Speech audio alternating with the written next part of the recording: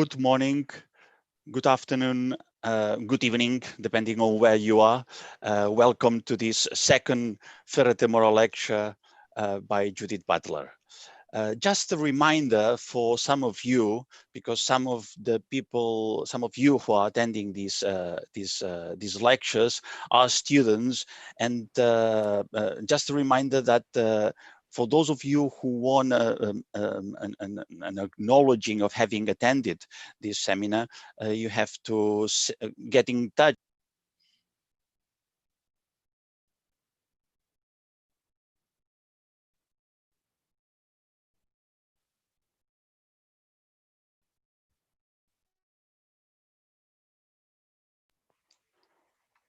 No.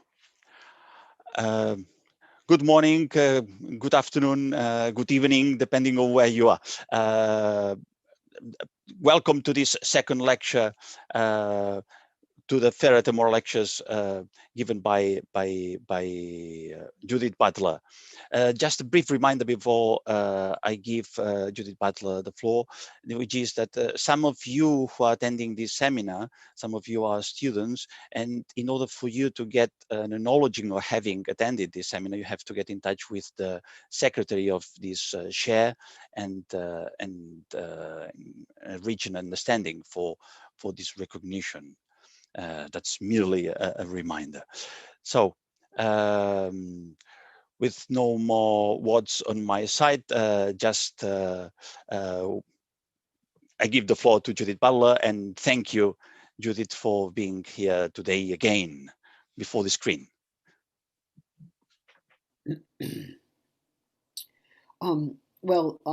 Thank you again very much. I'm very grateful to all the people at Ferrate Moral who have made this possible.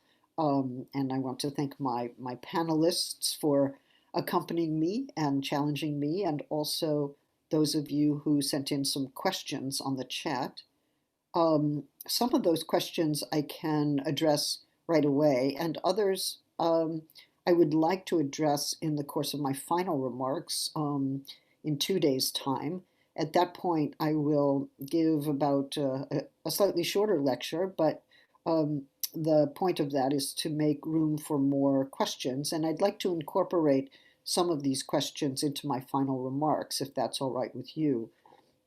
For instance, one of you asked me to think about the idea of the blue marble picture and the black hole that Benjamin Bratton writes about in the Terraforming. That's a brilliant question. And you asked whether the pandemic could be conceived as a mark or a tear in this picture as surface. I'd like to return to that. I don't have an immediate answer, but I have some ways of thinking about that. And I thank you for that provocation. Someone else agreed that to make life livable, we need to do away with oppressions, discriminations, and subjugations. But to do that, don't we need a common understanding of the meaning of concepts? And then I was asked whether I could conceptualize racism, homophobia, and transphobia, and which particular elements, examples, constitute racism, homophobia, and transphobia. I'm happy to talk about that. That one I would like to incorporate into my final remarks, if you don't mind. I'm not sure I have racism and transphobia and homophobia, and one reason for that is that it keeps surprising me the forms it takes. These are historical forms and they're shifting, but I don't want to evade that question, and I'm happy to give some thought to all of that, which concerns me greatly and for a long time. One question is whether there are worlds in the plural, and I must say it's we do speak that way, and it's meaningful when we do. But then the question is, what is it that links these worlds, or in what ways they might be overlapping? The reason I resist simply talking about worlds as a plurality is that it doesn't allow us to think about the complex interrelationship among them. For instance, I was reading Derrida on Husserl early this morning, and he talks a little bit about the world and then the unworld, people who don't belong to the world as belonging to an unworld. And I think that may not be right. Even the global slum has features of worldness, and different global slums are related in different ways and are structured differently. And I don't want to go too quickly to the idea of an unworld, but I also don't want to say, oh, these are separate worlds. They are linked structurally, and they're linked through capitalism for sure. So we want to be able to think about those links in ways that allow us to understand global organizations and systems, perhaps in a more in a way that will prove more explanatory of our present predicament. Um, the one person asked whether the question, what kind of world is this that allows such a tragedy to happen? Maybe it's referring to how did God not prevent this from happening? So there is a question of negative theology, perhaps, in my question, um, a kind of theological problem that seems to be a phenomenological one. I think that's a very good point. Many people have said, how can there be a God if there is evil in the world or if there is privation and negation of certain sorts? And then theologians have, as you know, worked tirelessly to try to um, approach that question.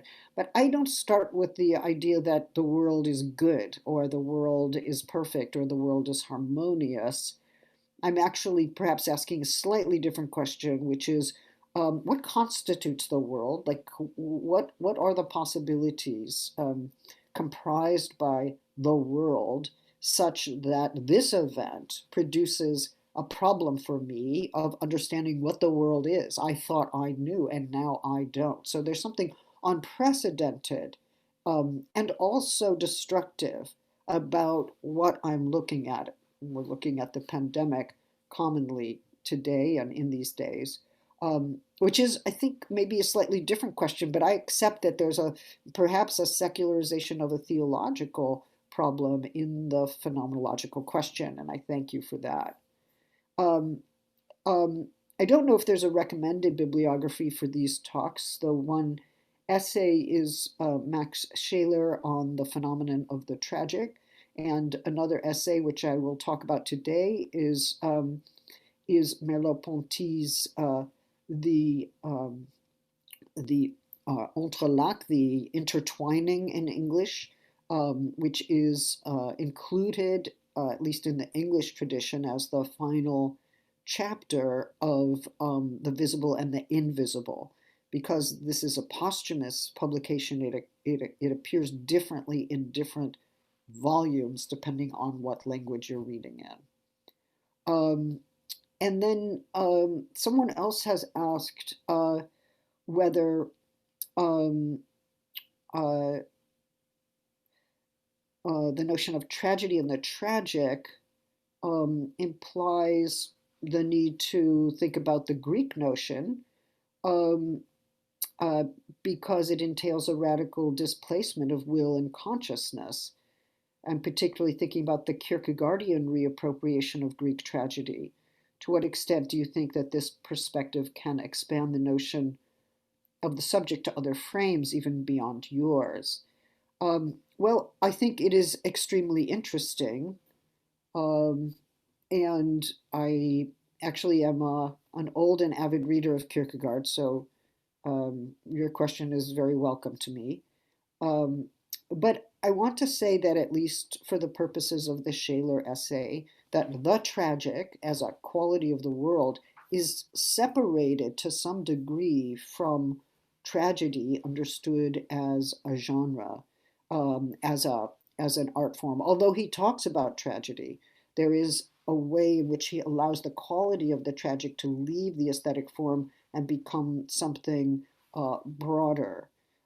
We can argue with him, like, why do that? And is that right? Is there something called the tragic? Maybe that's a reification of some kind. But perhaps not. Um, I think that the Kierkegaardian issue does arise, uh, especially because for Kierkegaard there is this imperative to uh, find an affirmation of what he calls faith, which is not exactly rational, and in fact might be said to war with rationality. Um, so one question is whether we are left with the imperative to affirm a world despite not having good rational grounds for doing so. I'm going to keep that question in mind, and perhaps we return to that as an important one. One other question is whether suffering is inherent in human nature, and I would say that as creatures in the world, as embodied creatures in the world, yes, suffering comes with the deal. That there is no abolition of suffering as such for human creatures. But I'm not sure if that's human nature. Maybe it is. Maybe it's a version of human nature. I'm trying to maybe move away from human nature to think about embodied existence. Uh, and I will talk about that tomorrow. The fact that as embodied creatures, we're vulnerable, we're injurable, we're impressionable, we're susceptible, we catch things from others, whether they're affects or viruses, but that there is a kind of porosity to the body that cannot be fully regulated, although there are some pretty strong projects to secure that kind of rigidity and non-porosity. Um, and then, of course, during these times in COVID, what is it for women who are in precarious work situations and have few or no academic resources? As we know, this is a time in which women are being told to go back home if they have a home, but many women are without shelters. Many women are told to go back home and provide domestic care or provide domestic labor, but they may also be laboring outside the home. So, although the home is understood as shelter, as protection, it also, for women who must pass in and out of the home and who are burdened with double layers of work, it actually exposes them and burdens them in extraordinary ways. So, the question of women's work under COVID is an enormous one. And perhaps in the final lecture, when we talk a little bit more about the social and political realities, I can return to that question as well as the one pertaining to racism, transphobia, homophobia, which, as you know, are huge issues and huge issues during this time. So throughout the first lecture, at least, you can see that I have been veering between philosophical investigation and political reflection in light of a present moment defined in part by the pandemic. And yesterday I suggested that there are some opposing views on what the pandemic prefigures about the social and economic world. Some are convinced that precarity and poverty will become intensified, while others still seek to redefine sociality and solidarity during this time, renewing demands for networks of care and interdependency that extend globally. The boundaries of the body, presumed by most forms of individualism, have been called into question as the porosity of the body, its openings, its mucosal linings, all become salient in matters of life and death. How then do we rethink bodily relations of interdependency, intertwinement, and porosity during these times? And is there a way to revisit what we mean by social equality and inequality in the context of bodily interdependency? Along the way, I will talk about the destruction of the environment and the recent focus on systemic racism, and ask whether we can illuminate how the vexed and overlapping senses of sociality and livability can revise some of our key political concepts. I apologize in advance that I only have questions to ask, but my presupposition, itself part of the phenomenological legacy, is that the questioner is implicated in the question and that the question, to some degree, seeks to open up a thought, perhaps beyond the settled horizons of academic inquiry. I spoke last time about the distinction between the world and the planet, citing Achille Mbembe and Hannah Arendt briefly, suggesting that the devastation of the planet requires a planetary strategy that would allow us to imagine a world, a common world in which to breathe. Although I will only approach Merleau-Ponty in the second half of my remarks today, I want at least to set up the question of how to think about worldly interdependence as both vexed and complex. I mentioned last time that Husserl had set up a correlation between consciousness and its world, the noetic and noematic poles of experience. And I noted that Shaler seeks, in some ways, to displace the transcendental subject with an emphasis on the world in its objectivity. With Merleau-Ponty, the entire idea of correlation proves impoverished in light of the embodied character of consciousness. For it is not that the world is structured in such a way that I may know it, or that my modes of knowing are structured in such a way to apprehend the world. It is rather that I am, in a bodily sense, part of the world I seek to know, already over there, seen, mobile, and mattering, and that the world is already on this side of the divide, in and on me. My reflexivity, my capacity to see or feel myself, is already oscillating between subject and object poles of experience.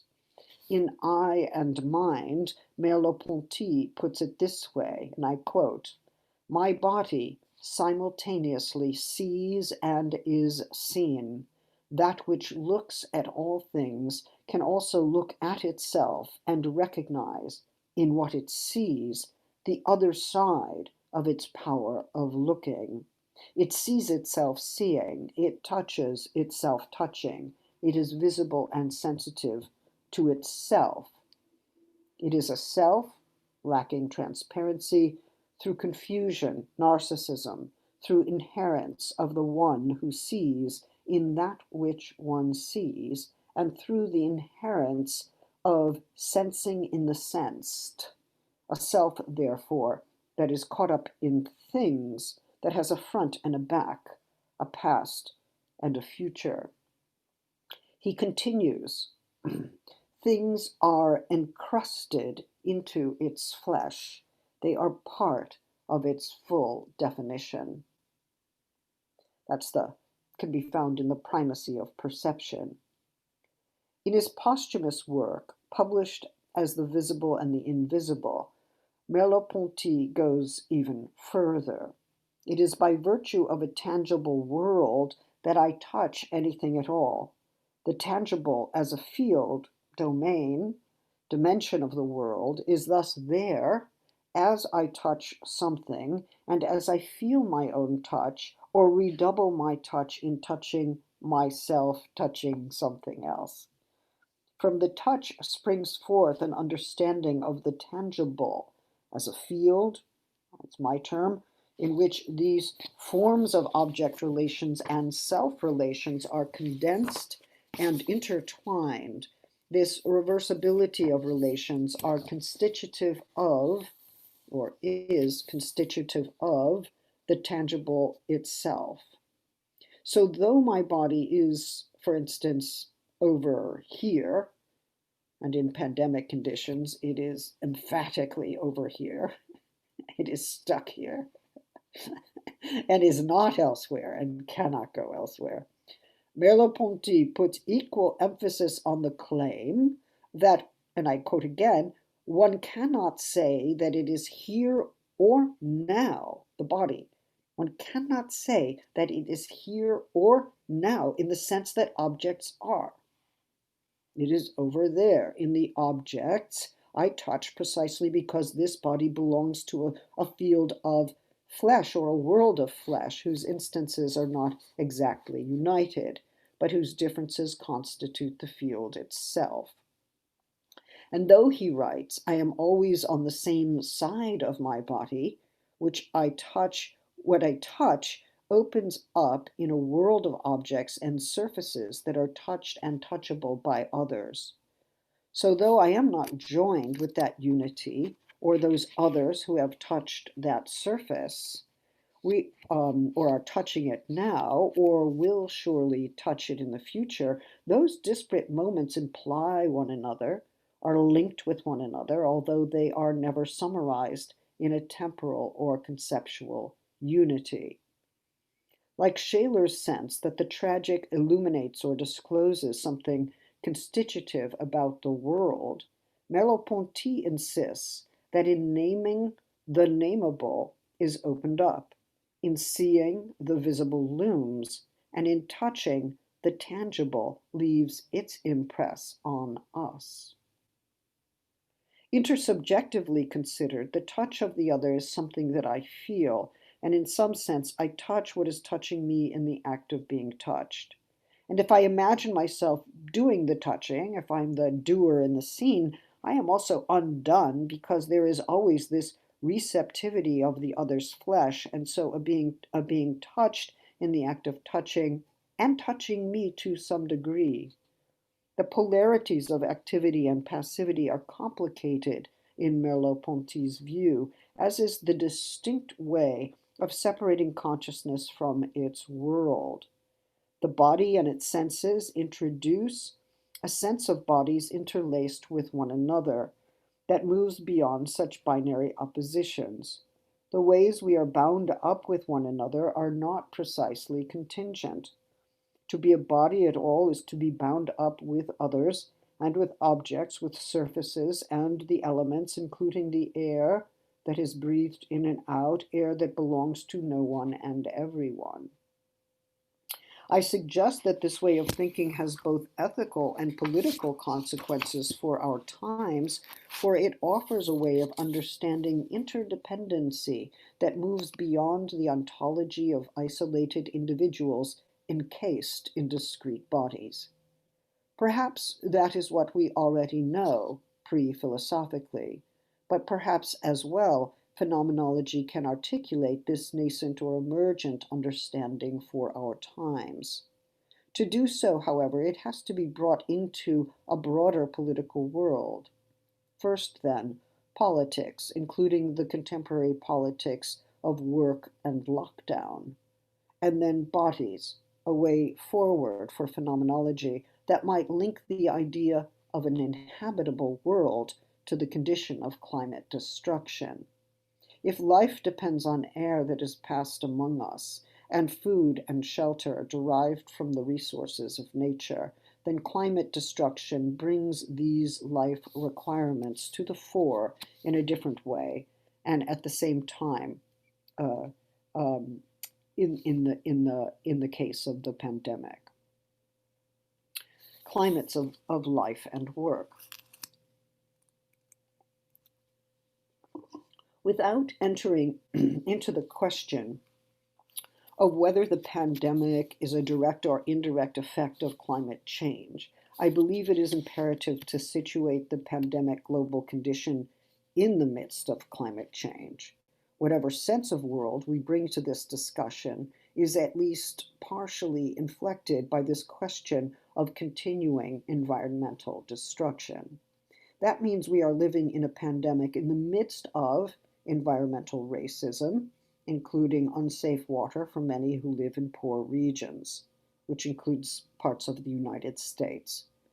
The relation to air, water, shelter, and food, already compromised under the conditions of climate change and unbridled capitalism, are even more acutely registered under the conditions of pandemic. These are, yes, two different conditions, but they become overdetermined and condensed in the present. Those structures did not disappear, the structures produced by capitalism and climate destruction. They intensified. On the one hand, the cessation of travel and economic activity allows the sea and air to recover from protracted contamination by environmental toxins. On the other hand, we only glimpse what environmental renewal or repair might be, but this may well be no more than a passing moment.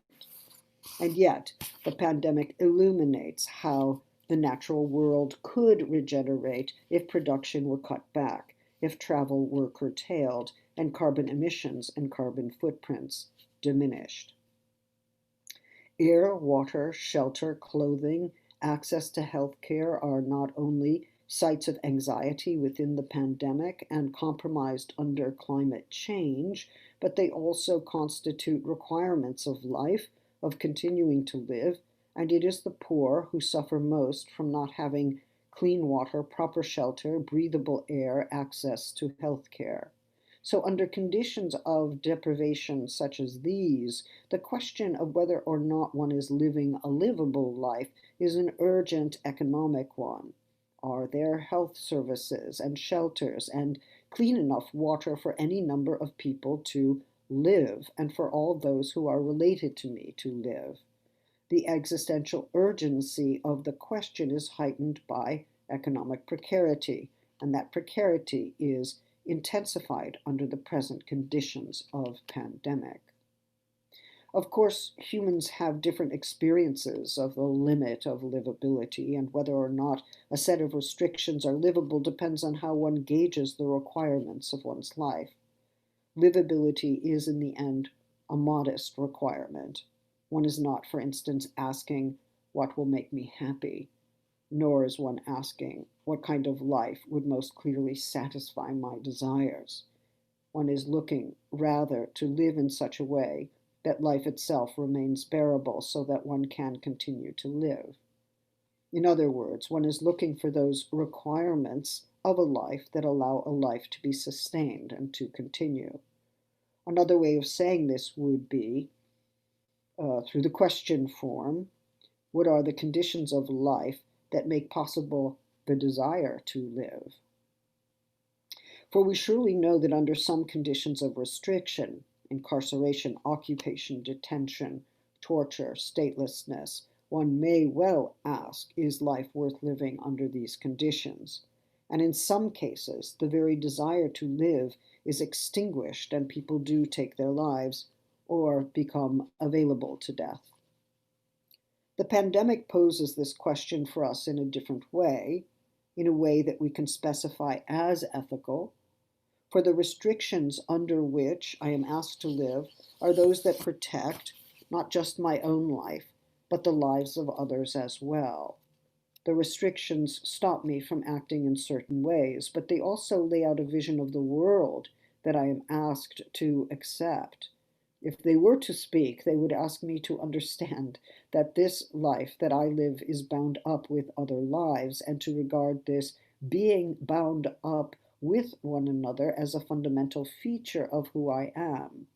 In other words, I am unable to visit any number of places because of restrictions that seek to protect me from a virus that could take my life, but also restrain me from communicating a virus that I may not know that I have and that could take the lives of others. In other words, I am asked not to die and not to put others at risk of illness or death. And I must decide whether to agree or not to that request. To understand both parts of that request, I must see myself as capable of communicating the virus, but also as someone who can be infected by it. There is no escape from either end of that polarity. It seems as if I am bound up with others through the prospect of doing or suffering harm, and even my life and their lives depend upon a recognition of how our lives depend upon how each of us acts. I'm perhaps used to acting on my own behalf and deciding whether and how a consideration of others comes into play. That's part of a calculation that any number of subjects will make. But in the paradigm I'm sketching for you today, I am already in relation to you, and you are already in relation to me, way before either of us starts to deliberate or calculate on how best to relate to one another. We are quite literally in each other's bodies without any deliberate intention to be there. We share air and surfaces. We brush up against each other by accident or by design or consent. We are strangers near each other on the plane, and the package I wrap may be the one that you open or carry. We act as if our separate lives come first, and then we decide on our social arrangements. That's a liberal conceit that underwrites a great deal of moral philosophy. But how and when did my life first become imaginable as a separate life? What were the conditions of that kind of imagining? The question of food and sleep and shelter are never really separable from the question of my life, its livability, and those provisions must have been there, even if minimally, for me to begin to imagine a separate I. That dependency had to be put aside, if not fully denied, for me to decide that I am a singular individual closed off from others and separate. And yet all individuation is haunted by a dependency that is imagined as if it were overcome. The pandemic brings that home, as it were. How to live without touch or being touched without the shared breath, is that livable? If my life is from the start only ambiguously my own, then the field of social interdependency enters from the start prior to any moral deliberation or conduct. The question, what should I do, or how do I live this life, they both presuppose an I and a life that poses that question on its own and for itself. But if we accept that the I is always populated and life is always implicated in other lives and life forms, then how do these moral questions change? Still, it's difficult to shake the presumption that when we talk about this life, we are talking about this discrete and bounded individual life and its finitude. After all, what makes a life livable seems to be a personal or individual question, one that pertains to this life and not any other life. And yet, when I ask what makes a life livable, I seem to imply that there are some shared conditions that make human lives livable. If so, then at least some part of what makes my own life livable makes another life livable as well. And I cannot fully dissociate the question of my own well being from the well being of others. The virus does not let us think another way, unless, of course, we turn away from what we know about the virus, as some notorious government officials do. If the pandemic gives us one rather large social and ethical lesson to learn, my wager is that it seems to be this. What makes a life livable is a question that implicitly shows us that the life we live is never exclusively our own, that the conditions for a livable life have to be secured and not just for me. Those conditions cannot be grasped, for instance, through the category of private property. The I who I am is also to some extent a we, though tensions tend to define the relation of those two senses of one's life. If it is this life that is mine, it seems to be mine, but if life is never fully my own, if life names a condition and trajectory that is shared, then perhaps life is precisely the place where I lose my self-centeredness. In fact, the phrase, my life, tends to pull in two directions at once. This life, singular, irreplaceable, this life, shared and human, shared as well with animal lives and with various systems and networks of life. This life, I would suggest, is densely populated before I started to live it. Others precede me, anticipated me to some degree, and their early effects on me start to form this person that eventually comes to refer to itself as I. So the I never comes into being except through the support and company of others and social institutions on whom the living creature depends, and whose desires and actions, whose way of handling me or forgetting me, whose very provisions or lack of provisions set me in motion, give me form, imprinting and establishing me as one with desires capable of some action, bringing joy and pain, creating a worldly connection, suffering loss, seeking repair.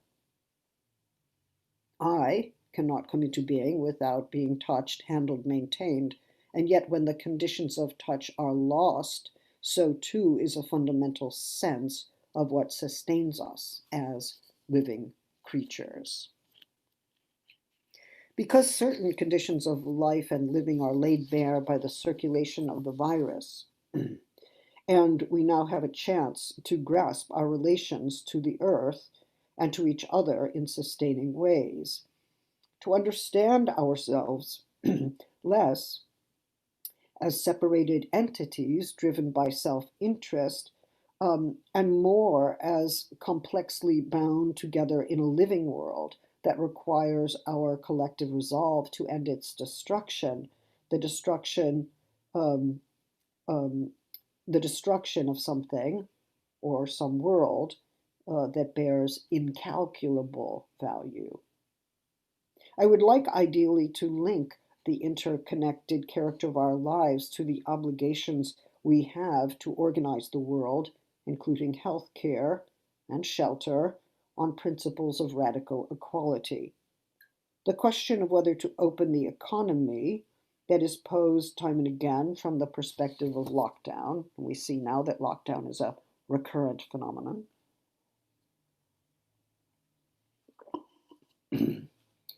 um, the question of whether and how to open the economy is sometimes described as restarting the world. Let's open the economy and restart the world.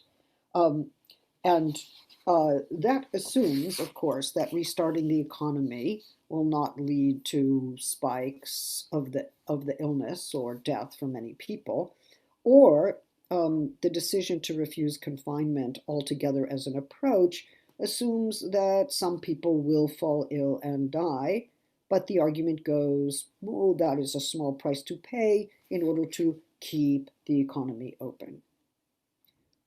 Or the argument is not made explicitly, but it is understood implicitly. Keeping the economy open is, of course, important, especially for those who are poor or who risk falling into poverty and debt without employment. But what are the risks for them? Indeed, many workers face a question.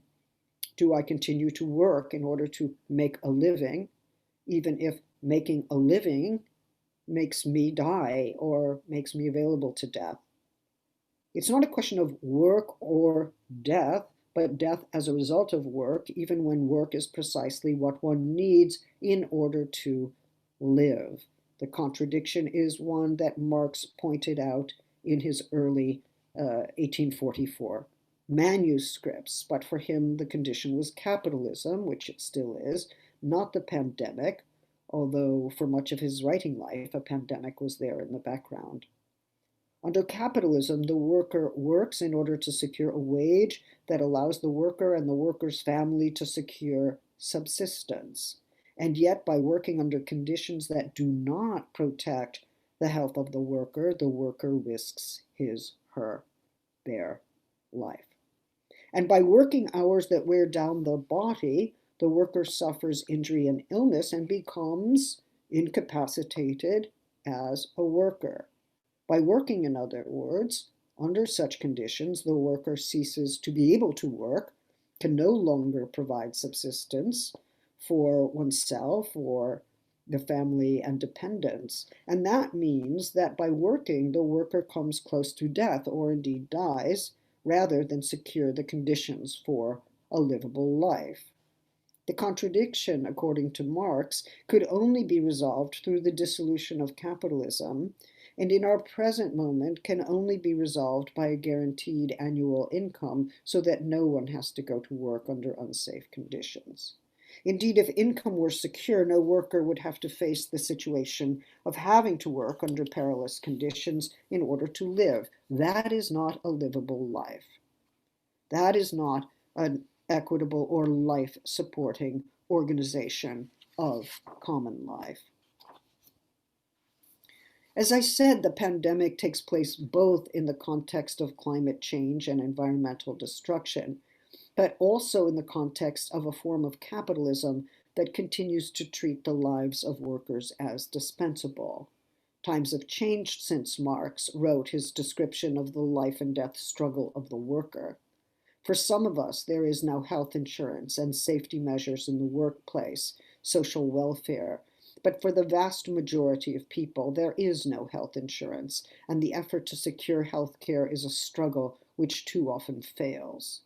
So, for instance, when we ask in the United States whose lives are most imperiled by the pandemic, we find that it is the poor, the Black community, the recent migrants, the incarcerated, and the elderly.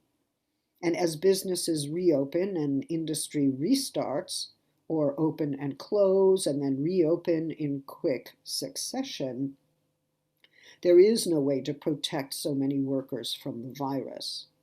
And for populations that never had access to health care or who were disadvantaged by racism, illnesses that once could have been treated become pre-existing conditions. Pre-existing conditions are created over time. They are the result of never having had proper health care. And those, of course, with those conditions, are more vulnerable to the illness and to death.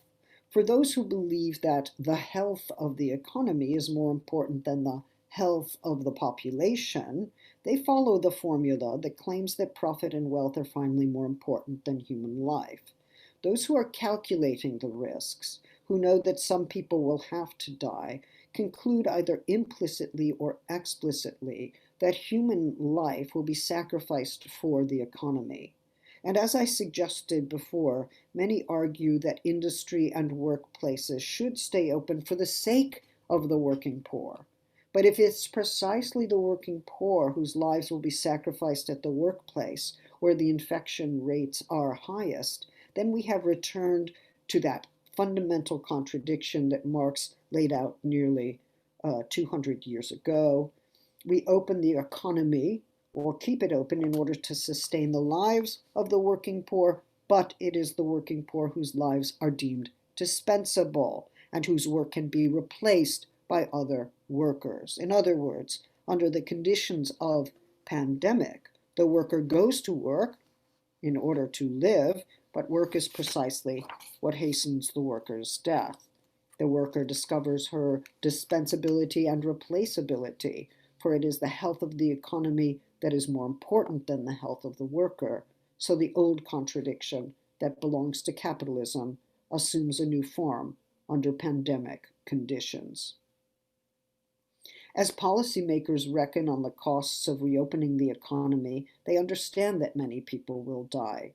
And indeed, the President of the United States, whose name is too hideous to articulate, clearly argues in favor of herd immunity as a way of like letting people die so that we can open the economy fully and not worry. But it is an explicitly has become increasingly and explicitly a necro-political calculation without shame.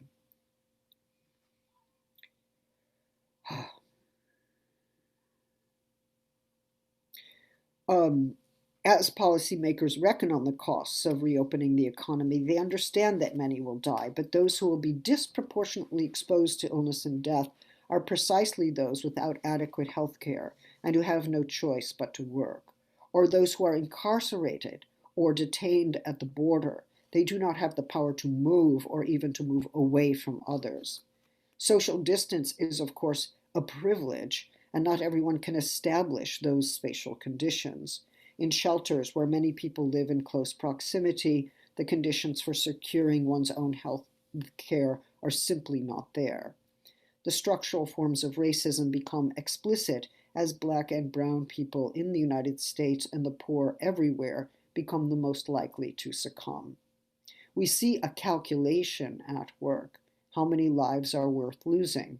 Whose lives are worth losing? Whose lives were never considered lives worth safeguarding to begin with? The murder of George Floyd, along with a long and lengthening list of names of Black people murdered by police in the United States, has shifted and intensified an already pervasive sense of peril, not only because his was yet another Black life extinguished by brutal police force, but because the spectacle of his killing was a shameless advertisement for white supremacy, a resurgence of lynching explicitly performed for the cell phone video. It is still, and again, the neck, once again, the chokehold. The collective trauma for Black people cannot be underestimated in its intergenerational and present form, especially now when so many Black lives are claimed by COVID because healthcare was inadequate, inaccessible, unaffordable, or because they encountered discrimination at healthcare facilities. The disproportionate number of deaths in communities of color more generally speaks to a systemic racism within a broken and brutal healthcare system. The very same community that is mourning the loss of lives that could have been and should have been treated and saved suffers at the same time the pervasive and preventable murder of Black bodies on the street by police or by their allies. If Foucault thought there was a difference between taking another's life and letting another die, we see that police violence that takes life works in tandem with healthcare systems that let people die. It is, I would suggest, systemic racism that links the two forms of death dealing. I'm not sure that these are competing crises, pandemic, racism, or dueling disasters. There's pandemic, there's racism, there's capitalism, there's climate destruction. At least when we think about systemic racism, it is important to understand that the healthcare system that fails Black and brown communities follows from the failure to institute healthcare as a basic public good to which every person should be able to lay claim. The demand that Black and brown people work for a service economy that allows those with money to stay home and away from stores follows from a system that demands that everyone work for a wage, even if the conditions of work are hazardous, when it should be countered by a guaranteed national income that would make sure no worker has to make that choice between economic destitution and serious illness. Perhaps at the outset of the pandemic, we were wrong to think, even for a brief duration, that the pandemic could function as a great leveler, that it would be the occasion for imagining a more radical equality, a more radical justice, a better environmental politics. We were not exactly wrong in having some of those hopes, but neither were we well prepared for the ways that pandemic intersects with systemic racism, capitalism, environmental destruction. One problem is that the concept of the world is, or rather the aspiration animating the call to remake the world, imagined it as a tabula rasa, a new beginning, without asking whether the new brings a weighty history along with it, whether new beginnings are really breaks with the past or can be. Another problem, clearly deeper, is that the economy very quickly came to replace the world in mainstream public discourse. The health of the economy, as I mentioned, was more valuable, more urgent to safeguard than the health of the people. Indeed, attributing health to the economy figures the economy, interestingly, as a human body or as organic in some way, one whose life and growth should be supported at all cost. But the transposition of health from human life, and indeed animal life, onto the economy did not just transfer a living attribute to the economy, an attribute of a living organism to the economy. It drained health from the body precisely in order to establish the healthy economy. That seems to be how the organic figure of the economy works. If the anthropomorphized health of the economy comes at the expense of the health of those who are workers, minorities, the poor, migrants, those with already compromised health, then the figure of economic health doesn't merely borrow the life of those bodies as it represents the economy as a form of organic life that should be protected and safeguarded. No, it takes that life, it drains that life, it expresses the willingness to sacrifice those lives. And in those senses, it is a life taking figuration. The false consolation of the cost benefit model is that it allows for the health and life of the body to be replaced by a number, a percentage, and a graphic curve. The latter, however, is not a simple representation of the living body, or bodies in the plural. It becomes the means of its effacement. The graphic sign and number is meant to show us how many or how few have died or are dying, whether the curve is flattening. We're supposed to rejoice because only so many people are dying now. That's apparently good news. What does it mean to rejoice? Like, oh, only so many people are dying. Let's celebrate. It provides the alibi to reopen the market economy and respike the virus, and in that way imperils the lives and deaths, the lives it purports to represent. The point of the curve in the is the way rather that the curve serves market rationality is precisely to establish the level of illness and death that we are supposed to accept as reasonable. The right number of deaths, the right extension of the horizontal line, the one that establishes the number of deaths we are willing to live with for the sake of the economy. And so it becomes the representational form that sanitizes those deaths, or that allegorizes its general sanitization, another borrowing from the metaphorics of health in the service of a necro-political plan, exemplifying perhaps in a remarkably vivid form the death drive at the heart of the capitalist machine. Okay, that's another project.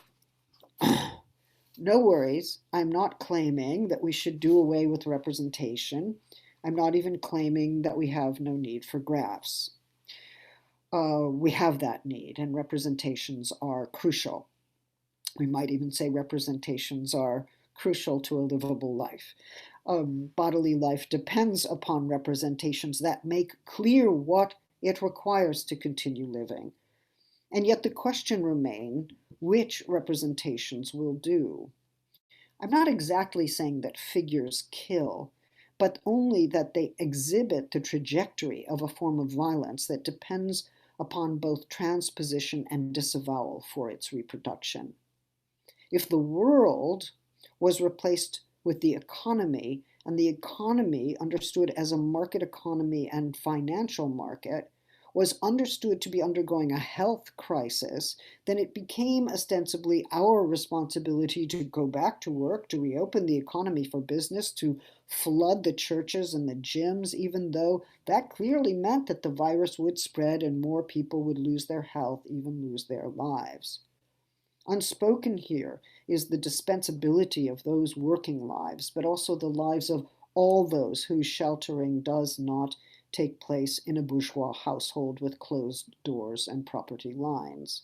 Unspoken here is the dispensability of all those lives thinking they are embracing freedom as they head towards illness and death, their own or others they may not know.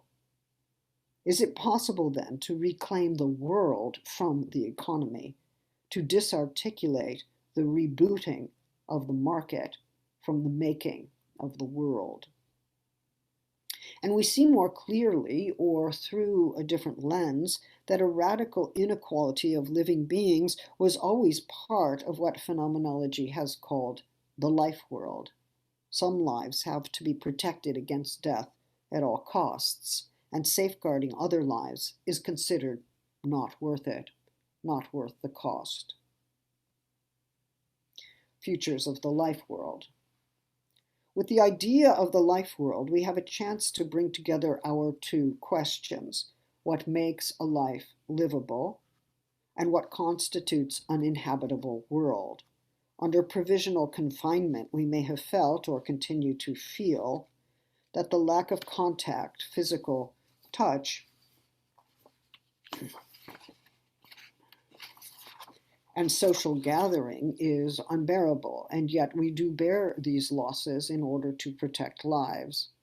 We do so not only to protect ourselves, but because we do not know whether we carry the virus or have that capacity to infect others. We live, as it were, in an ethical vector in which we can be infected or infecting, a situation that establishes us as beings who are constantly shedding parts of ourselves in the direction of others, who are receiving parts of others as a matter of course.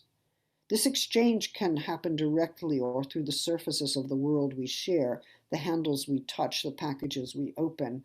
We are everywhere in each other's hands, which means that the very condition of our sociality becomes lethal under pandemic conditions. Yes, parts of the suspended world still break through confinement. Words of love and support, art and laughter over the wires or through the internet. Such connections can be both virtual and visceral and should not be underestimated. They are life-sustaining. But the broader questions emerge for us in light of this ethical vector in which we are always partially unknowing about how we are affecting others or how others may be affecting us. What we can know is that we can no longer act only in self-interest, since this embodied self is situated socially. My interest turns out to be your interest, since this life that is mine is also bound up with yours, as yours is with mine. The Latin, I believe, inter essa is really, which somehow became interest, self-interest, is actually inter essa, is between or among beings.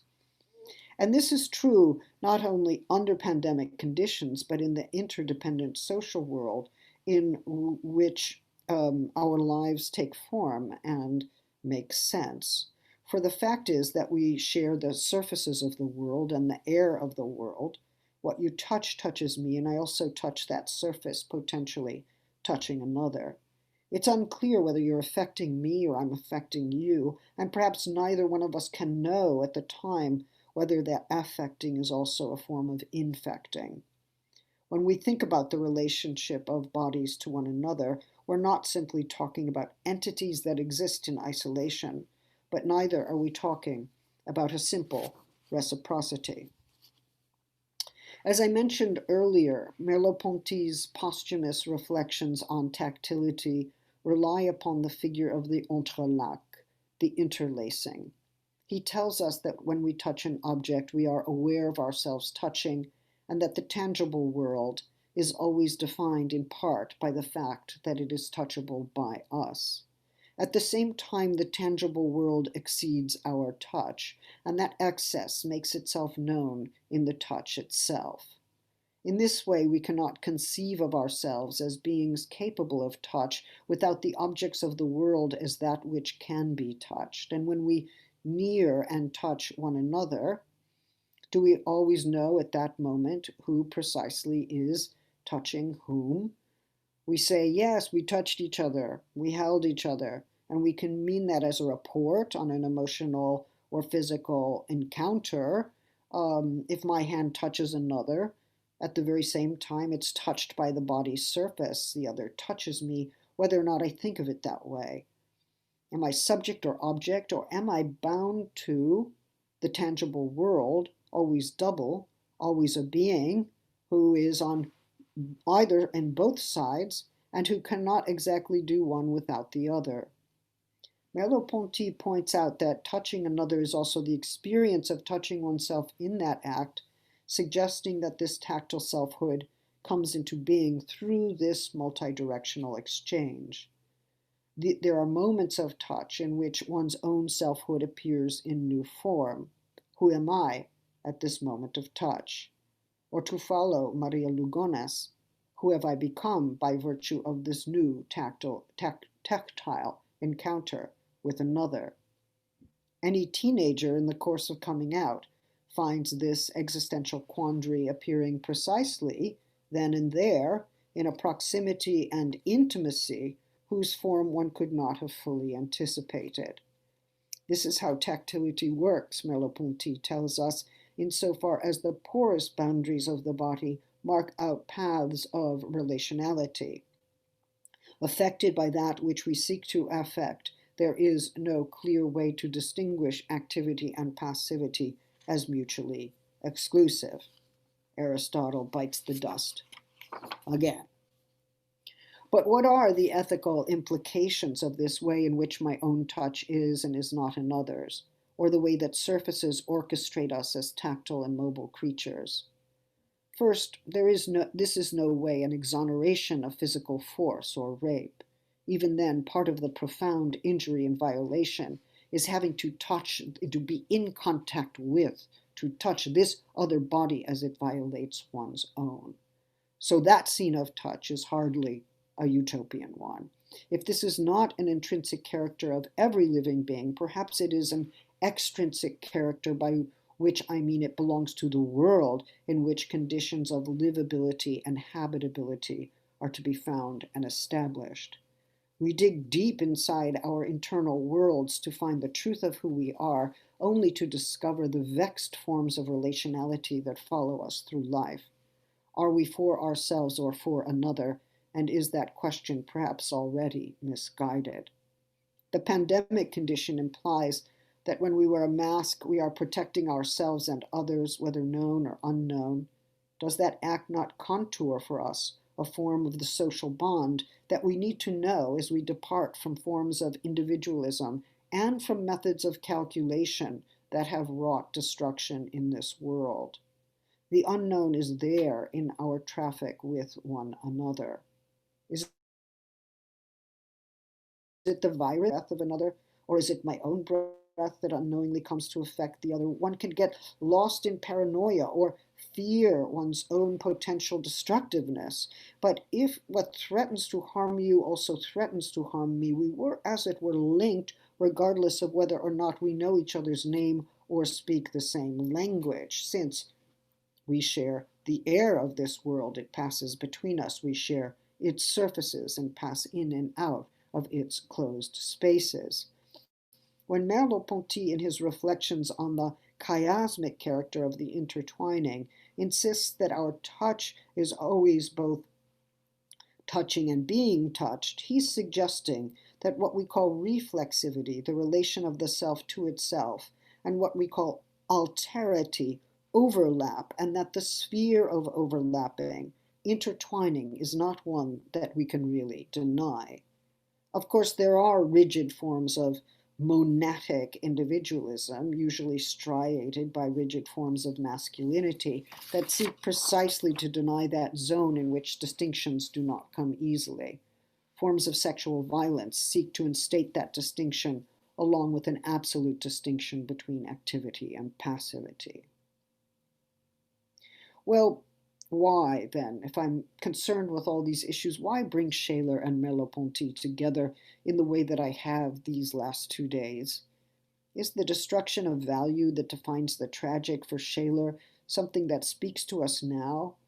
Is the notion of the world indicted or laid bare by the tragic event something that we can now bring forward as we seek to understand the coordinates of the world in which we are now asked to live? Is this world inhabitable? If so, for whom and in what measure? What happens when the destruction of a value drenches the world in sorrow? When we lose touch or the proximate breath of another, who are we then? Or rather, what world is it that we inhabit? Perhaps the disorientations of a subject-centered view of the world carries with it signs of hope or promises another kind of world making, another way of living in the world of air and the world of surfaces, of breathing and tangibility, and in and through objects and landscapes. Merleau-Ponty thought that the human body was dispersed in time and space in the way that other objects and things are not, but he did not consider that objects and things carry with them natural histories, to use Adorno's phrase, the history of work and consumption, and a mediation by market values. This is especially true when we think about extractivism as the plundering of natural resources for the purposes of profit. When the intersubjective relation is formulated without reference to the object world, the environment, the complex values of natural goods, we fail to understand the broader organization of economic and social reality, the values it produces as well as those it destroys. When the question of an inhabitable world fails to think about environmental toxins and breathable air, we lose the horizon of the climate as we think about how to live well or even how to live on. Living in a livable way requires inhabiting a world, and so a world that remains inhabitable. Objects can be vectors for all these questions, perhaps more clearly than an exclusive focus on subjectivity or indeed intersubjectivity. After all, the object is a social form, constituted by a set of social relationships. This is regarded as a general truth. It takes on new significance under the conditions of pandemic. Why is the person who drops off food still working, even though it may expose her to the virus more readily than someone who receives the food from a courier? Too often, as I've suggested, the choice they face is to risk illness or to lose one's job. And that's a brutal choice that the worker had to make. It's also folded into the human trace borne by the object, a trace of labor, which now potentially carries the trace of the virus if we believe that surfaces still carry. A virus never belongs to any one body that contracts it. It's not a possession and it's not an attribute, even though we say so-and-so has the virus or had the virus. The virus comes from elsewhere. It takes that person into its grip. It transfers onto a body or into an orifice through touch or breath, takes the body as its host, burrowing there, entering cells, directing their replication, spreading its lethal tendrils, only to enter into the air again and shed on new bodies, entering other living creatures. The virus lands on, enters one bounded body, departs to, lands on another, looking for a host. The objects that delineate our social relations are sometimes goods, but sometimes they're railings and landings and all the tactile planes of architectural life, the seat of a plane, any surface that hosts and carries a trace for more than a passing moment. The surfaces of the world connect us, even establish us as equally vulnerable to what passes through material infrastructure and becomes part of the living surface of things. We become more dangerously susceptible to what lives in spaces and in objects that pass between us. We rely on objects to live, but there's also something living on the object or a living trace of another living being in its form and on its surface. Unwilled proximity to others is a feature of public life. It seems normal for anyone who takes public transit or needs to move along a street in a densely populated city. We bump into each other in narrow spaces. We lean on the railing. We touch whatever is in our way. And yet that condition of chance contact and encounter, of speaking loudly to another or hearing another at close proximity, becomes potentially fatal when that contact increases the potential of illness. In the midst of pandemic, we find ourselves asking whether we want to live in this world structured by distance and isolation, by no work, by disrupted supply chains, disrupted food supply chains in particular, by fear of debt and death, whether such a world is inhabitable. We find ways to keep company and community, to put art into the world, to keep visceral connections alive through virtual means. But the question of radical inequality haunts all of these days. Whose lives are considered valuable as lives and whose are not? What may appear abstract philosophical questions turn out to be those that emerge from the heart of a social and epidemiological emergency, or indeed a crisis. For the world to be inhabitable, it must support not only conditions of life, but the desire to live itself. For who wants to live in a world that dispenses with one's life? To want to live in such a world is to take up the struggle against those conditions that seek one's death or that are indifferent to the conditions that would prevent one's death. One cannot do that alone, but only through a collaboration that seeks to support a new condition for living, a new space-time for desire. And for a life to be livable, it has to be embodied, that is, able to inhabit spaces that seek to orchestrate and further that life, not its illness, not its death. And those spaces are complex. They include the home, the shelter, the workplace, the store, the street, the field, the village, the metropole, means of transport, public square. As teams, this is my final remark today, as teams undertaking scientific research on vaccines and antivirals start to report on their progress, the market is busy betting on the futures of this or that pharmacological industry. If a vaccine becomes available, who will get it first and what will it cost? Will it be freely distributed at no profit, and will those most in need be first to receive it?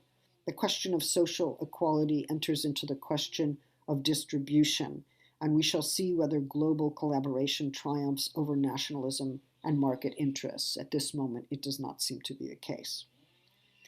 Nevertheless, we must, I think, struggle for a world in which we defend the rights to health care for the stranger on the far side of the world as fervently as we do for our neighbor or our lover. That may seem unreasonable, but perhaps it is time that we take apart the local and nationalist bias that pervades our idea of the reasonable. Recently, the World Health Organization director, Tedros Adhanom Ghebreyesus, formulated an ethical precept that took the world to be its measure. And I quote, "None of us can accept a world in which some people are protected while others are not." He was calling for an end to nationalism and to the market rationality that would calculate which lives are more worth saving than others. If we refuse that market metric, that means that we will be committed to global forms of collaboration and support that seek to ensure equal access to health care and to a livable life. I've not really answered the question of what makes a life livable or a world inhabitable, but the life worlds in which we live have to be those that secure the conditions of life for all creatures whose desire to live should be equally honored. To refuse to make that choice, who will live and who will die, is to confront the market-driven calculation that would force us to make that choice. Only a global commitment honors the global interdependencies in which we live, which means understanding anew what we mean by a world, an inhabitable world, one understood as a way of already and always being implicated in each other's lives.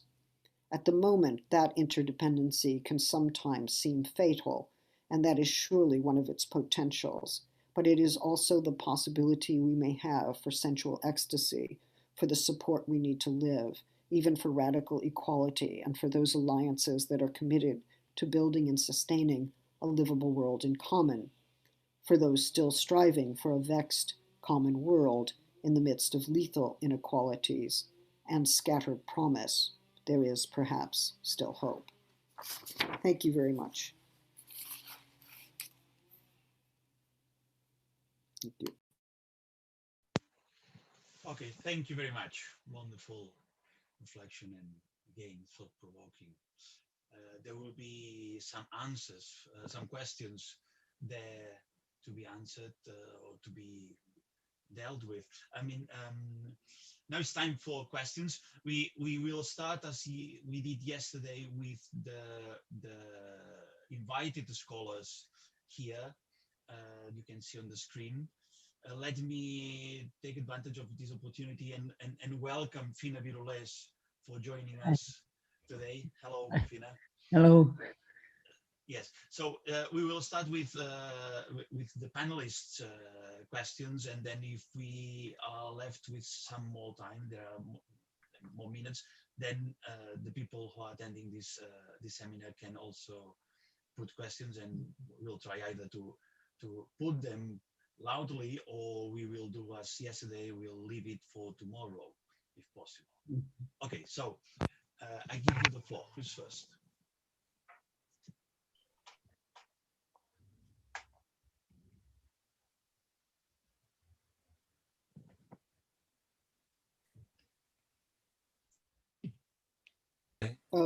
Howard, Yeah. and then Fina. Okay, great. Can you hear me, Judith? I wonder if I could ask you to say a little more about a concept that's kind of appeared in the margins of your talk yesterday and today, and that I found very kind of intriguing. It's the concept, or the operator register, and it seems I was struck by how you used it and repeated it yesterday, and kind of reflecting on it and kind of hearing you use it again today.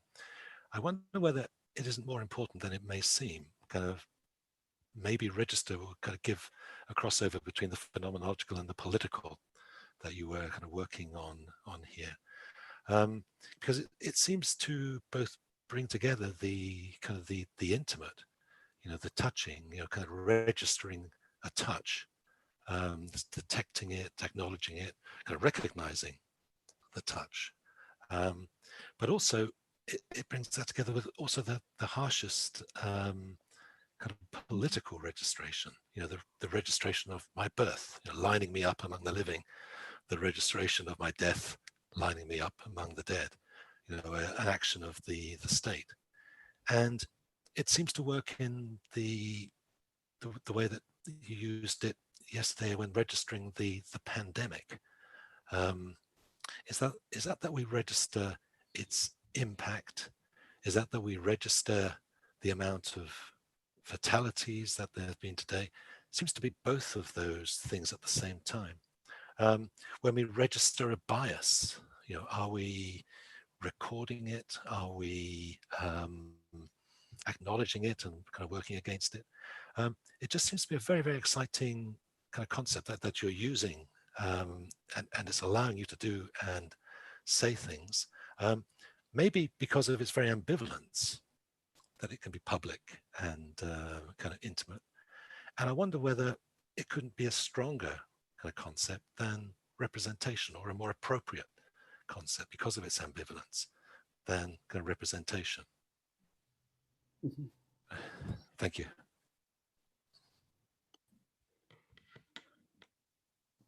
Thank you, Howard. I haven't thought through the double register of it, and but I see that the term does operate both, we could say, phenomenologically, and then also institutionally, and even bureaucratically. So that's quite interesting. I suppose my first thought is, well, I have to ask myself whether I am making that connection without knowing that I am, whether the language is leading me rather than me leading the language, which would not surprise me, since that's very often the case. But I am aware that, for instance, in the calculation, how many deaths are acceptable for the economy to reopen, that those deaths are being graphically both shown and denied, and at that level they are not being registered in the sense of they're not being sensed, they're not being recognized, they're not being acknowledged. There's some dissociated relationship to them. So I think about registering an impression, letting it affect one as a being open to being affected, as one's sense of registration, but also maybe there is a registry. Maybe there's also a kind of public registry, like what is the public acknowledgement, because one question that I haven't yet talked about, which I hope to do tomorrow, is where is public mourning? What form does public mourning take? And is there a way to register these losses? I'll continue to use the word in the sense of acknowledge, feel, let it be acknowledged in an affective way, and also publicly marked, as one would mark it in a registry. What I worry about the public registries is that that's just a naming. That's not, that can also be a bureaucratic way of shelving a set of deaths. Like, oh yes, we have the list. And unfortunately, sometimes, it's just a list. I mean, it's not like, the list that was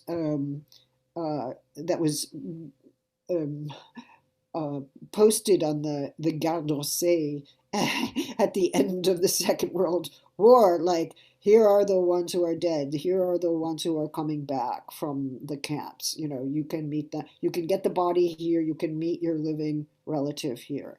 I mean, that was a form of public registry, right? I mean, kind of brutal but necessary, I suppose.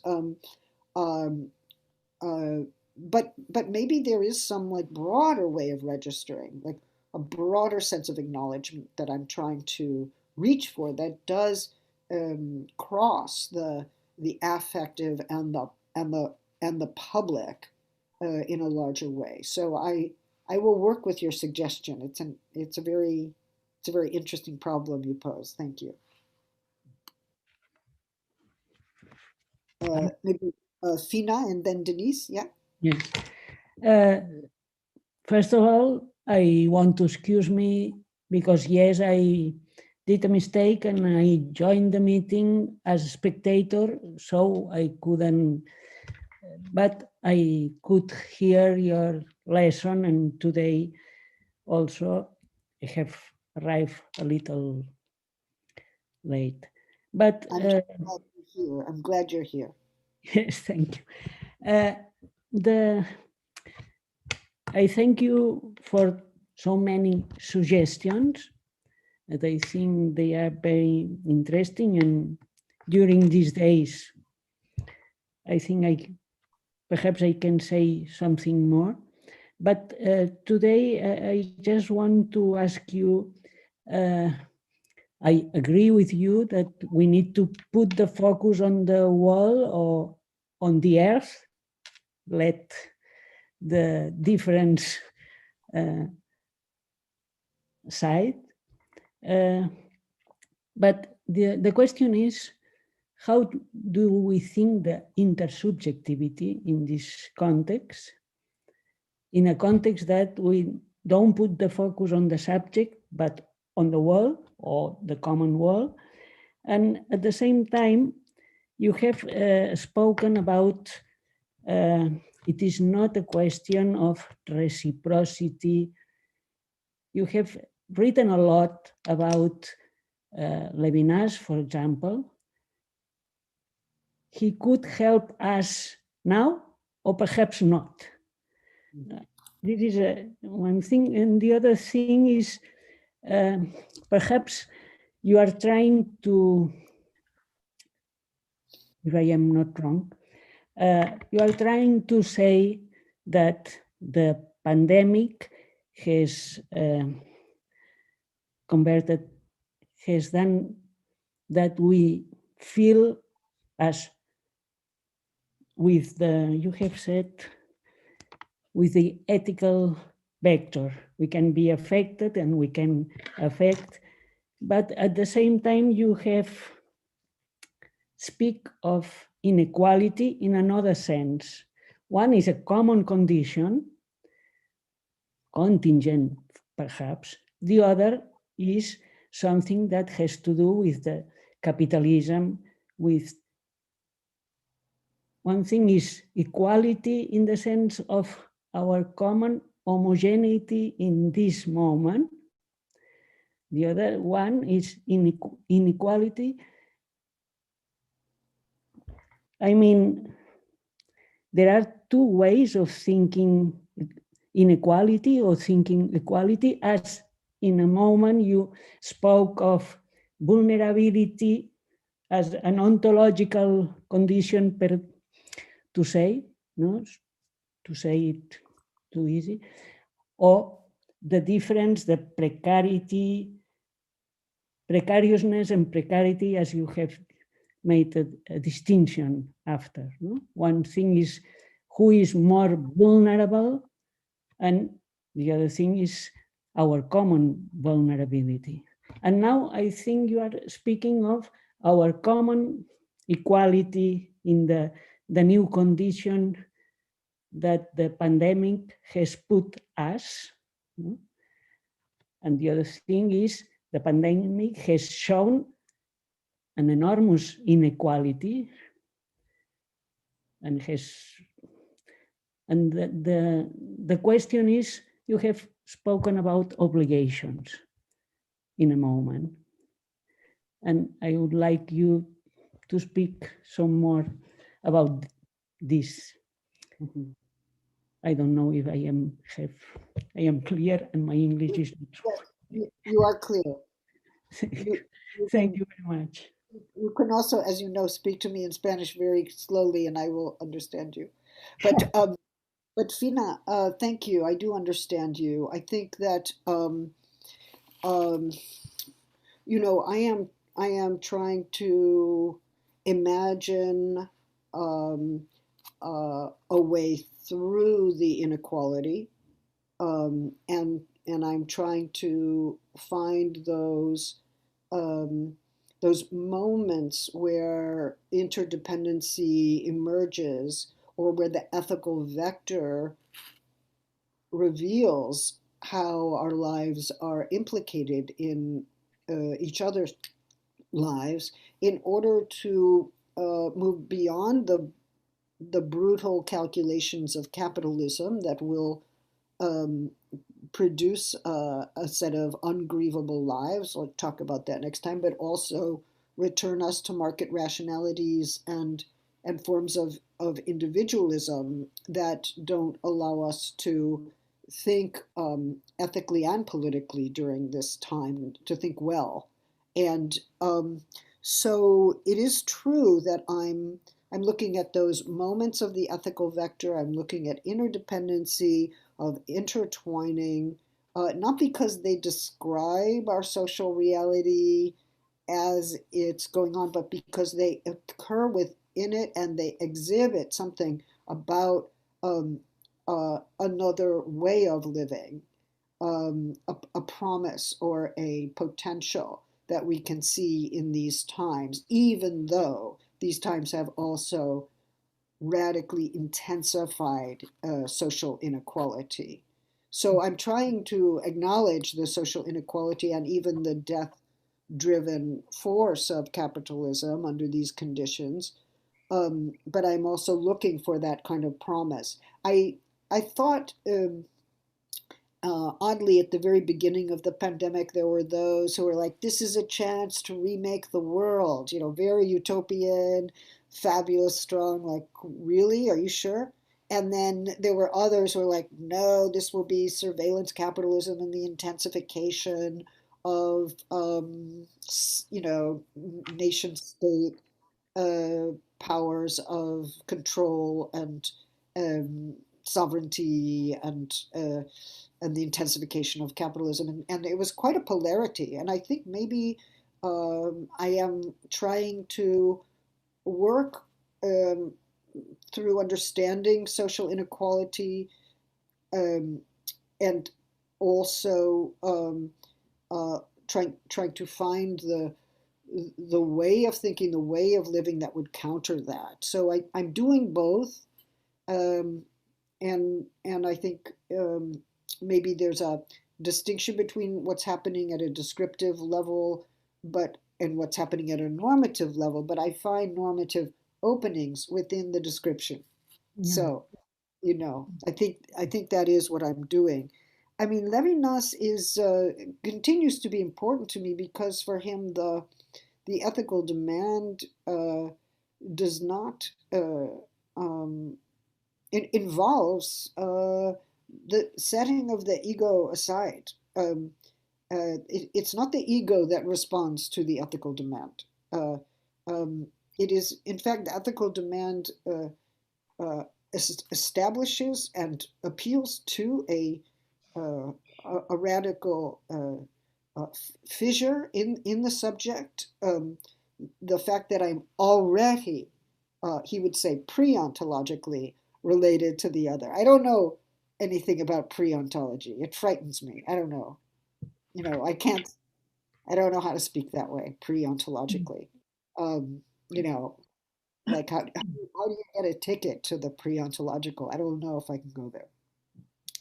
But maybe it's okay. Maybe it's an imaginary point, or it's a way of saying, well, given the ontology we live with, yeah, this is prior to, or denied by, or something covered over. I mean, so that part of Levinas remains extremely important to me, and the critique of egoism, even of self-preservation, I find very, very fecund. But I think he can't give me the full sense of interdependency, right? I'm claimed by the other, but am I dependent on the other for my life? No. So I'm working certainly with a trace of Levinas, but I'm also maybe looking for maybe a certain maybe a certain renewal of socialist ideals. I think that would be fair to say about what I'm really trying to do, but maybe through my own lexicon and in a very peculiar way. Thank you. Denise, yes, I don't have a question as such, just a kind of pedagogic footnote in the history of philosophy, really. But first of all, I wanted to thank you so much for an exceptionally rich and very moving lecture, which was so thoughtful and pulled together so many conventionally disparate ways of talking. It was really terrific.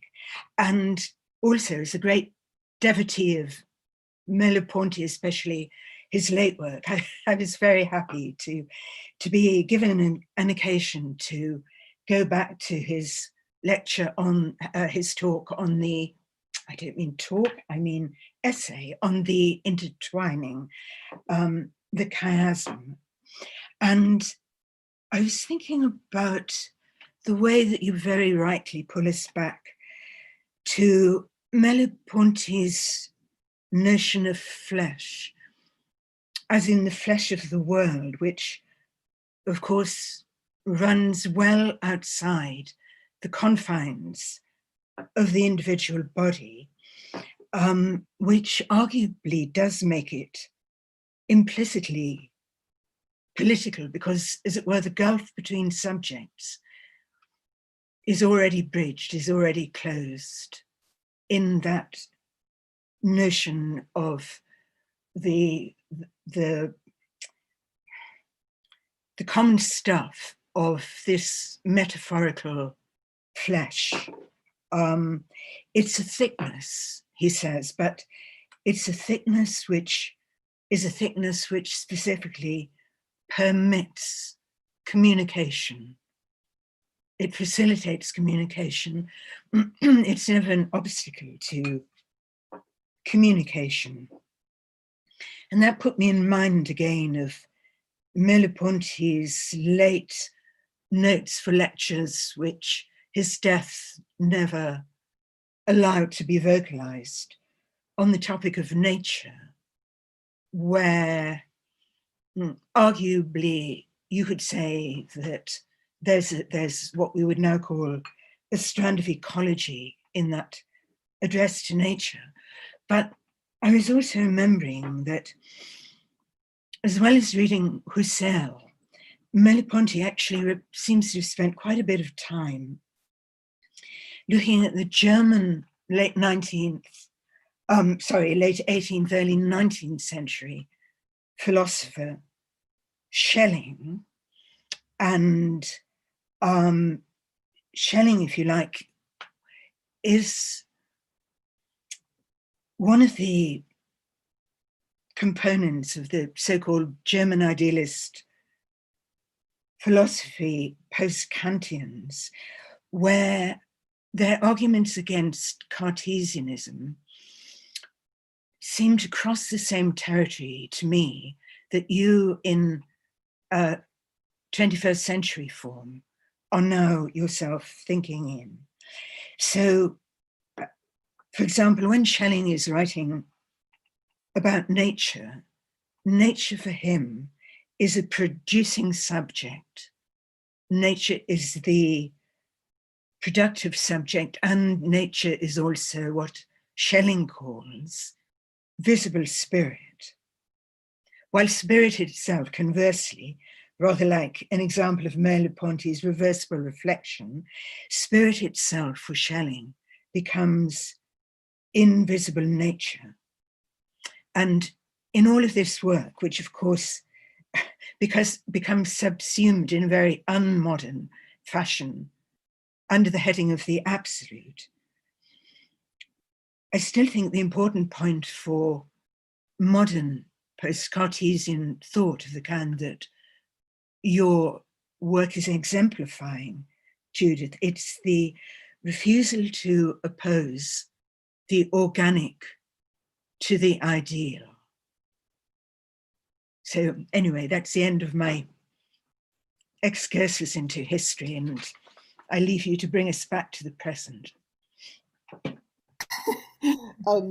Thank you, Denise. That's really interesting to me.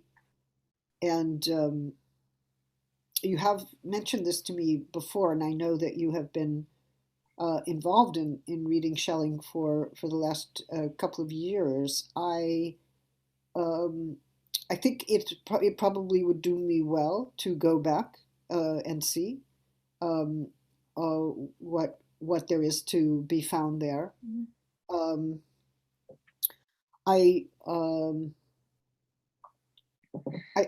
find it very interesting, and I did do a little work on the notion of the inorganic body in Marx, the mm-hmm. organic and inorganic body in Marx, and I think I was tempted to go back and rehearse some of that here, mm-hmm. but I think there are a series of debates at that time that have entered into our theoretical vocabularies in ways that are not always acknowledged. I certainly know that some people have worked on mm-hmm. Schelling. I mean, Zizek has worked on Schelling, and others have. But I do think it would be very useful for me to go back and think more carefully. Obviously, philosophers are trying to understand the history of the concept of nature and the organic itself, and trying to move beyond simple distinctions between nature and spirit, and that obviously gives us a way to move beyond what you're suggesting. Gives us a way to move beyond that binary in a way that I think would be very helpful. It reminds me of, I mean, there's so many forms of Cartesianism that continue to emerge for us now, including some of the debates about neuroscience and what is, and mind and brain, as if some very strong line can be drawn. So, it's a very contemporary and crucial question, as much for thinking about the environment as it is for us thinking about the relationship of subjectivity and world. So thank you. Thank you. Yeah, Begunya. Hello again. Thank you very much indeed for a very, very rich talk. I would like to dwell a little bit upon, if possible, about this notion of the body and the world as Merleau-Ponty understands it, as actually as an in-between body itself. He speaks of the world indeed as an intercorporeal body.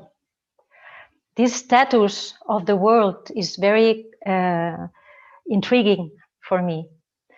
I think it is because I am wondering about the critical or the resisting or the defying potential of the body, and even if vulnerable, and thus of the world, since the world is understood by Merleau-Ponty as a body in itself, as an intercorporeal body. This brings me back to something that you just mentioned en passant, and it is the notion of interesse. This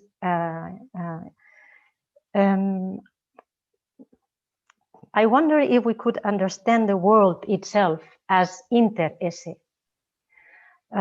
departing a little bit from this Merleau-Pontonian notion of the world as an intercorporeal body. I mean, when we speak about the pandemic, and you've done it several times, we are brought to surfaces, we are brought to air. This speaks of this ontological character of interesse of the world. This is where the world becomes world, indeed. This is where the world is lived, according to Merleau-Ponty. So this is actually what makes the world a world, this interesse, this in-between. So actually, this makes us think of the world and think of the potential of the world, both in ontological but also ethical and political terms. It makes us look until this gray zone, this in-between. So what is this in between? This brings me immediately to the fact that actually viruses have their milieu in the in-between. This is the viruses are, the life of viruses is much more to be found and developed between bodies than in the body. So, I mean, the viruses are telling us that there is a potential for something, for this contingency we were talking about yesterday with Sheila, for this unpredictability that we were talking yesterday with Sheila. Viruses are unpredictable. The life of viruses is absolutely contingent. It is uncalculable. They mutate. So there's a potential there, precisely in this world in between, in this interesse.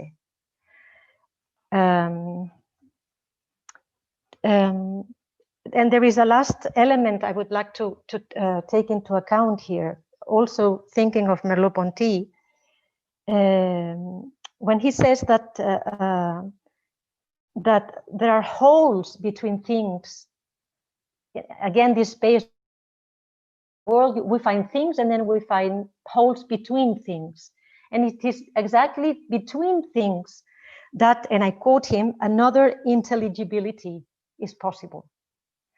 So there, again, I think there's a potential, an ethical and political potential in this in-between. A potential for the possibility for the opening of a new world, even in a pandemic like that. Even for workers whose health is totally dismissed in the name of the health of the market, in the name of the health of the economy. Maybe this is totally utopian, I don't know, but I just felt like I I needed to try to, think that potential forward. So that's it. Thank you. Well, thank you so much, Begonia. You know, of course, I know this, but I had not thought about it, that the in-between, in the French, the entre, is precisely a concept that becomes extremely important for Deleuze. It becomes very important for Irigaray, right? And it becomes, and Irigaray's own work on the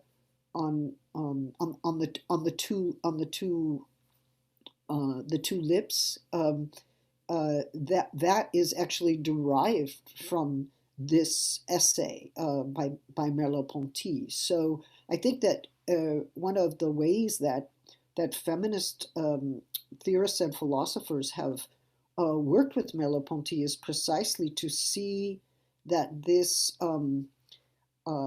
conception gives us an alternative to a very rigidified notion of the subject whose relationship to others and the world is always at a perilous distance, and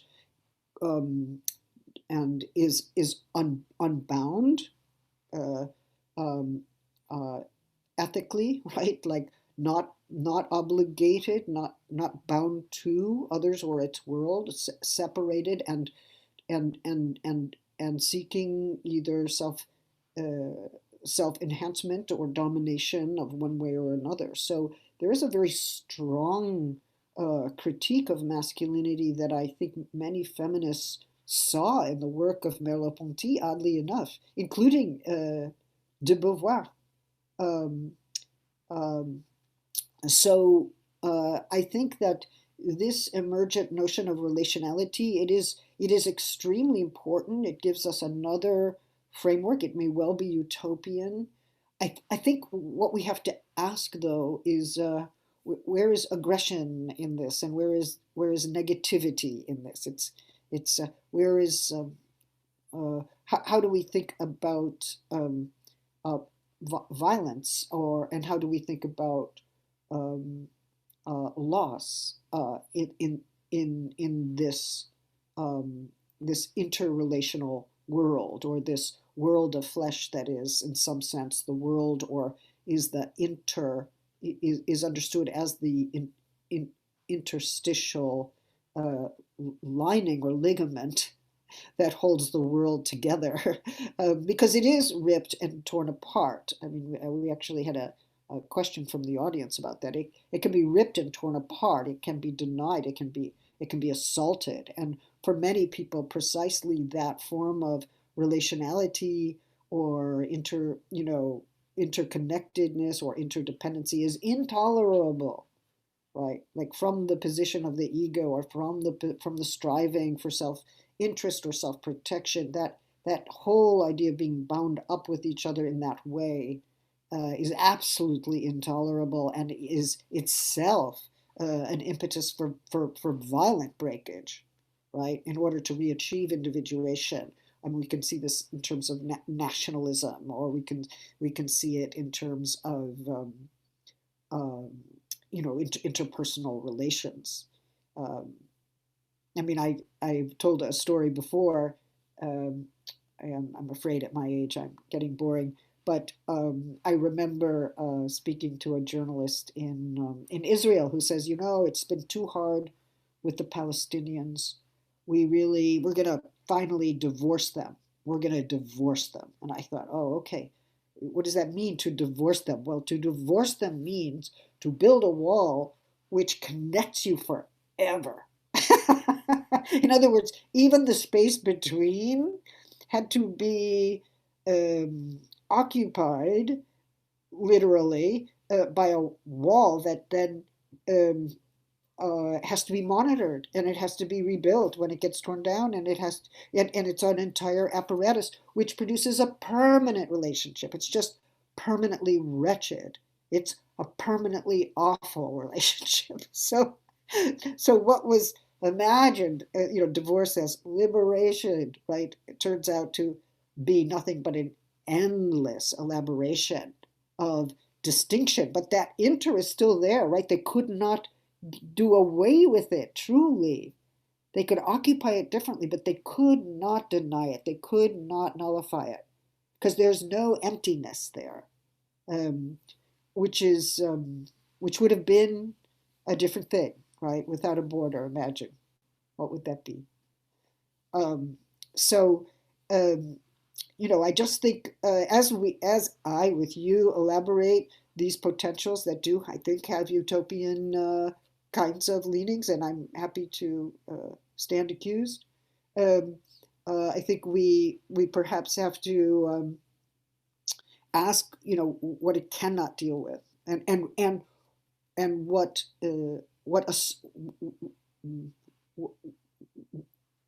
how to think about the assaults on interrelationality. Why is that so insupportable for certain kinds of social national masculinist formations? And I think it works differently at all those levels, but I think it is there as an apparently quite dangerous specter of the dissolution of selfhood, which I think it's not, because I think there is distinctness all the way through Merleau-Ponty, which is why it's not the merging into a collective identity or the merging into one flesh of the world. It's not that kind. It's highly differentiated. Anyway, thank you so much. Can I add something to that, just very short? Because precisely, I mean, with Merleau-Ponty, I mean, this would be like the other side of the, of the thing, but it's not the other side, it's the same side anyway. I mean, for Merleau-Ponty, it's clear that, I mean, even when think of touching, no, this image of touching, there's no full coincidence between the hands, not even full coincidence between the experience of touching itself. There's never ever the possibility for full coincidence. And that's there's where negativity intervenes, right? It is not. I mean, to put it in another word, in some other words, taking again what Sheila said yesterday. I remember we were talking about the guiltless guilt. This would be maybe something like the reportless report. I mean, or the proportionless proportion. So something's missing always. Something's not fully there in this world of made of relations. No, this is also Merleau-Ponty. So it would be unfaithful to not to take that into account. I agree. Okay, thank you. That's important to remember. I have two questions on my chat, which maybe I will turn to briefly when we call it a day or a night. One question regards the reference to the liberal conception of the individual. Are we individuals on our own, or are we only individuals when we begin taking part in a community and relating with others? And I suppose my answer is that becoming an individual is an accomplishment or something, or a formation. It's something that happens over time, if it happens at all. And that I don't think we are at the outset individuals. At the outset, we're born into radical dependency. And though individuation seems to suggest that we become separate in time, and we certainly do to some degree, and we know that, I think that there are forms of dependency, and not necessarily familial or maternal, but there are forms of dependency that we never do without. We don't always recognize how dependent we are on those who make the roads or the food or the shelter, but that is a form of dependency on basic infrastructural realities without which we could not live. So I think our whatever community exists or whatever sociality exists is there before us, and it is there around us. It can be a terrible form. It can be a form that isolates us. but it is nevertheless there. So I guess I would say we are born into sociality, and individuation is one of its effects. I think it's always a partial effect. Another question asks me whether I am not focusing the ethical turn based on vulnerability and bodily interdependency on a notion of subject, mostly concerned by a paradigm of action and consciousness.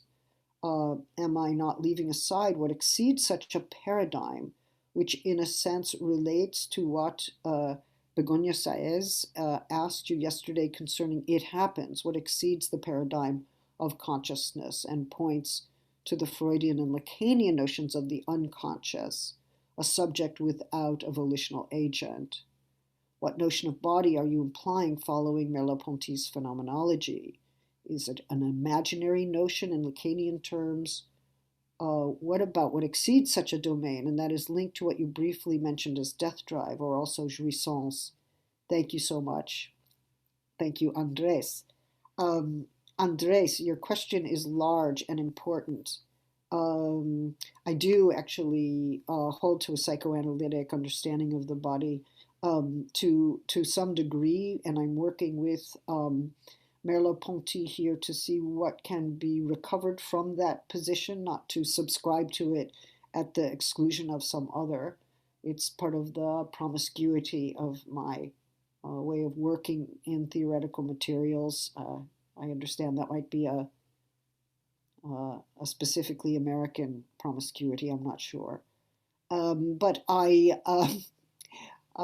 glad to answer that question, but given the time, maybe you will be kind enough to return and to let me answer it more fully tomorrow when we reconvene.